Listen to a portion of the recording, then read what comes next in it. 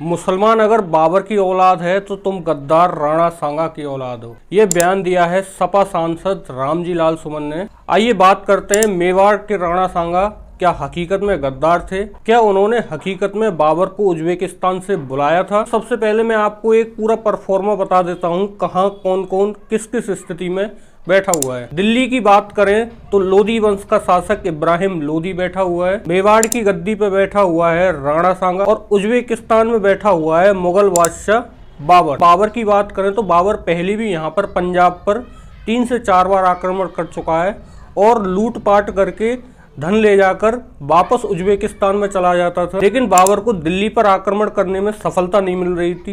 दिल्ली में उपस्थित धन को लेना चाहता था बाबर। और इधर दिल्ली की बात करें तो इब्राहिम लोदी के चाचा दौलत खान लोदी और आलम खान लोदी इब्राहिम लोदी से परेशान हो चुके हैं। दौलत खान लोदी और आलम खान लोदी दोनों ही इब्राहिम लोदी को हटाकर दिल्ली की गद्दी पे खुद बैठना चाहते हैं, दिल्ली पर खुद शासन करना चाहते हैं। मेवाड़ की बात करें तो राणा सांगा आगरा पर शासन करना चाहते हैं और दिल्ली की गद्दी को भी अपने अंडर में लेना चाहते हैं। अब आपको पूरी थ्योरी समझ में आ गई होगी।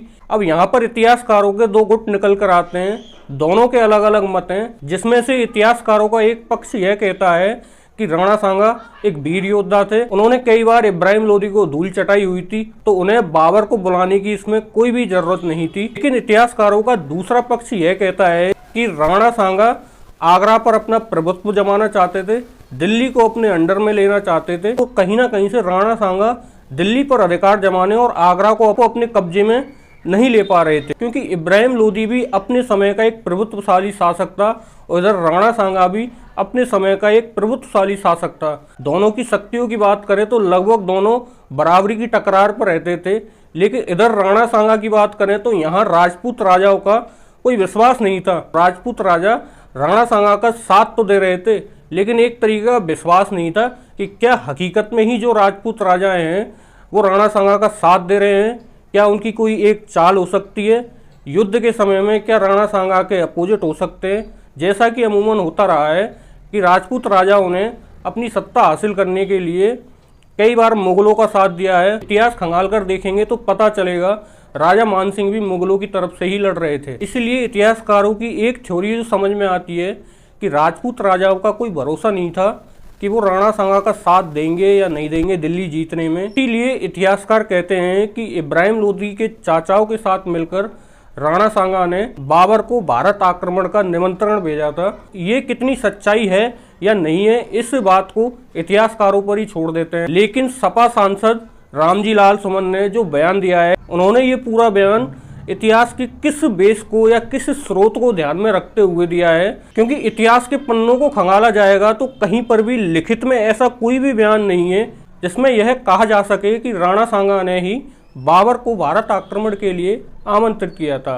अब ये कहानी कहाँ से निकल कर आती है कि इस कहानी का एकमात्र स्रोत मिलता है बाबर की आत्मकथा बाबरनामा में, जिसमें बाबर कहता है कि भारत पर आक्रमण करने में भारतीय राजाओं का एवं भारतीय नेताओं का सपोर्ट रहा है, जिसमें राणा सांगा भी महत्वपूर्ण है। अब बात करें कि कोई भी राजा अपनी आत्मकथा में कौन सी चीजें लिखवाता है जो कि उसको पसंद हो। बाबर यहाँ पर यह नहीं दिखाना चाहता था कि उसने भारत पर आक्रमण एक गलत सोच विचार की नीति से किया है, वह यह दिखाना चाहता था कि उसने आक्रमण भारतीय राजाओं के कहने पर किया है। अब अगर कल को प्रधानमंत्री मोदी अपनी आत्मकथा में ये लिख देंगे कि मैंने मगरमच्छ को पाला है, या फिर मैंने शेर को जंगल से पकड़ा है, या फिर मैंने शेर को मारा है, इसमें कोई भी सच्चाई नहीं है, क्योंकि अपनी आत्मकथा में राजा या शासक या नेता वही बातें लिखता है जो उसको पसंद हो। अब हम एक चीज देखते हैं कि हम 1000 साल पुरानी बातों को उखाड़ कर तो लाते हैं, पर इंडिया को 1000 साल आगे किस तरीके से पहुंचाना है इस पे बात नहीं होती है। अब बात एक यह भी समझ में नहीं आती कि आज के भारत को 1000 साल पुराने भारत से कंपेयर किया जा रहा है। कौन देशी था कौन विदेशी था, आज के समय में ये तय करना 1000 साल पुरानी बातों को, ये सही नहीं है, क्योंकि उस समय की परिस्थितियां किस तरीके से थी। राजा उस समय पर धर्म के लिए नहीं लड़ रहे थे, राजा उस समय पर अपने सम्मान के लिए, अपनी सत्ता को फैलाने के लिए लड़ रहे थे, जिसमें राणा सांगा का भी नाम आता है। राणा सांगा गद्दार थे या नहीं थे, ये विचार इतिहासकारों पर छोड़ देते हैं। लेकिन आज के समय पर समाज के गद्दार बहुत ज्यादा पैदा हो गए हैं, जिसमें एक नाम निकल कर आता है उपेंद्र राणा फ्रॉम हरियाणा। लोग इसे आजकल चटनी छाप भी बोल रहे हैं, क्योंकि सपा सांसद के घर पर जो तोड़फोड़ हुई थी उसमें यह बंदा वीडियो बनाकर कहता है कि सपा के गुंडों ने हमें मारा है, जिसमें देखा जाए तो इसके शरीर पर टमाटो केचप या रोबजा बिखरा हुआ है। अगर इसी तरीके के वीर योद्धा राणा सांगा को न्याय दिलाने के लिए आगे आएंगे, हमेशा सवाल उठते रहेंगे कि क्या राणा सांगा एक गद्दार थे या देश प्रेमी थे या देशद्रोही थे। तो ये विचार आपको करना चाहिए कि आज के समय में किस तरीके के लोगों को आपको सपोर्ट करना है, किस तरीके के लोगों के जरिए अपनी बात पहुंचानी है। क्या इसी तरीके के चटनी छाप लोगों का साथ देना है,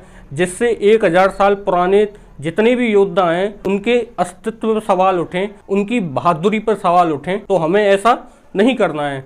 अगर आप भी इसी तरीके की इन्फॉर्मेटिव वीडियो देखना चाहते हैं तो मेरी वीडियो को लाइक करें, शेयर करें, चैनल को सब्सक्राइब करें। धन्यवाद।